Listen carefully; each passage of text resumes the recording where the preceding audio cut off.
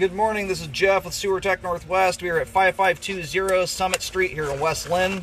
I describe everything as if you're standing in the street facing the front of the home. Right now we are essentially at the front right corner of the home.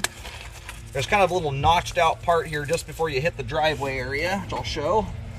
We've got a 4-inch ABS clean out here as our point of access. We're going to check the overall condition and serviceability of the sanitary sewer line. Water's running, we'll zero out at the base of the clean out. So here's your driveway. The clean out, it's tucked right into the corner here. It sits directly underneath the hose bib. This is not a clean out I think you'll lose track of easily because it sits out of the ground about a good 6 to 8 inches, but you've got a good little landmark here in case you need to cover it up on accident with bark dust or something. All right. Off we go here. And with the hillside we're on here, I don't suspect we should be running into much in the way of settling issues until we, get to the very bottom of the hill, if at all. That's the one beautiful thing about having these natural slopes is you end up with a belly on a slope like this, you're doing something real wacky. But when you hit the bottom of these hillsides, that's the one location where sometimes you can end up with some standing water. If they nosedived it too hard, right where they level it off, sometimes you get standing water. The plus side is once you go down to the base of a hillside this steep, standing water becomes so insignificant it's not even funny. You have slope preceding it that they essentially have no bearing on functionality whatsoever, even when there's significant bellies with inches of water in them. You can see how steep the slope is we're going down right now. So that's a good thing. That keeps everything ripping through the line at a high rate of speed. It also makes it much less likely that a blockage will turn into a backup. You have significantly more gravity and head pressure working in your favor than the average sewer line does. Transitioning here to 6-inch concrete. So far, spotless clean sewer line. My camera is upside down right now if you're wondering why the water's flying over top. That is not your eyes deceiving you. My camera's just upside down.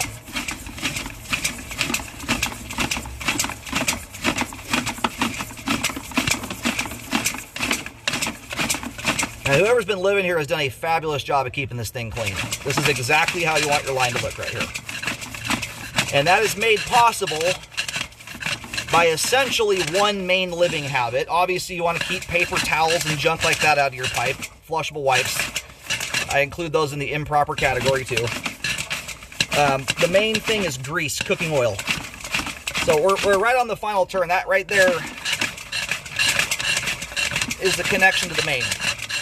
Really hard turn to get around. This line's got a lot of twists and turns in it. That's the main there at 74 feet, which we're going to go locate really quick here while the pipe drains off. Anyway, the one main thing, I've been doing this 13 years now. I've cambered almost 25,000 sewer lines. At this point in my career, I am more concerned about grease buildup than I am a lot of structural issues like bellies and offset joints. It's often thick grease buildup that exacerbates a lot of those structural issues into something that can actually cause a problem. So this line doesn't really have any structural defects. This is just good in general information for you. Try and keep the cooking oil and grease out of your kitchen sink drain, especially when you have little kids in the house that are still learning how to fold toilet paper. It just turns your line into a sticky mess. It causes stuff to get hung up that otherwise wouldn't. And if you do end up with blockages, they block much more significantly. So anyway, thus far, nice looking sewer line. We're going to give it another look over here in just a minute when we pull back.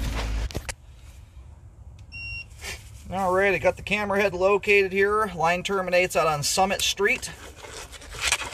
And the line, it twists and turns and meanders all over the place. All said and done, by the time it crosses the curb into the road, if you're standing out on the road facing the home, the line comes down adjacent to the driveway to the left side of it. Where I'm lined up with right now, if you look just to the left of the driveway, you'll see a little curb port for your downspouts. It's a little black ABS pipe sticking out of the curb there, or an opening. The line crosses the curb right around where that downspout pipe is to the left of the driveway. That's approximately. I'm not going to locate every inch of this thing, but that's, by the time the line straightens out and heads off to the road, that's where the line's at. And generally speaking, in this part of town, unless something's changed recently, and these things can change year to year, the city out here, typically speaking, does not take responsibility in the road. Generally, in this part of town, the homeowner is responsible all the way to the main. You'd have to call the city to verify that. Anyhow, the reason I say that, and this is not ancient concrete by any means. This is a newer concrete line. It's still very smooth. Joints are looking good. If this is a forever home, a home you're going to be in for, decades, I would recommend rescoping it about every 3 to 5 years. That's to keep an eye on it. Concrete has a little bit more finite existence than the average pipe material does, like plastic pipe, for instance. If nothing, environmentally hits it, shocks it, like a tree root wrapping around it or something of that nature, it lasts for a very long time. It's chemically stable, acids don't eat at it, stuff like that. Concrete, however, you can see how a driveway, when you first pour it, it's nice and smooth. Years and years later, it becomes very rough. Same thing happens to concrete pipe. And generally the weakest point in concrete pipe are the pipe joints. They're typically grouted, which is just another type of concrete. In the Northwest here, we get a lot of expansion, contraction of the soil, which kind of works on those joints over time, slowly but surely. So at some point down the road, and this could be quite a ways down the road, usually the pipe joints are the first thing that start to give out. And what you'll start to see is moisture rings occurring around those joints. You start to see dark water or groundwater staining, where groundwater is seeping through. Once that process gets well underway, what it can start doing is causing hydro erosion. Those joints can slowly but surely start to hydro erode the soil around the pipe right through the sewer line. And it can cause the line to slowly but surely settle. It can also lead to settling issues above the pipe to like the roadway and things of that nature. So anyway, this during my career here, the amount of lines I've scoped, none of this stuff should be happening anytime soon. It's also very difficult to predict. All the stuff, there's a lot of factors that play into it, but it's worth keeping an eye on it. You don't need to lose sleep over it and rescope the line every single year, but I do it about every 3 to 5. You've got a 4-inch clean out, 6-inch concrete. You've got a great setup here to do an epoxy liner on this thing when that day does finally come. It saves a lot of money. It's non-intrusive, generally speaking. The only thing that might hinder that process in this case is the amount of turns this line has. But generally, when you've got this type of diameters to work with, you can usually update these things without even digging a hole now. You can shoot an epoxy liner through it. So anyway, that's looking down the road a ways. I don't want you losing your mind over that right now. That's good food for thought for the future. It saves a lot of money.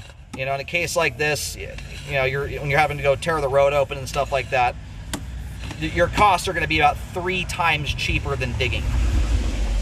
Sometimes it's better than that. So anyway, as we sit here today, this is a beautifully functioning sewer line. Not only structurally is it in good condition, there's nothing about it I can nitpick. Not a drop of standing water in the sewer line. Every joint sealed up nice and tight. The concrete pipe looks great.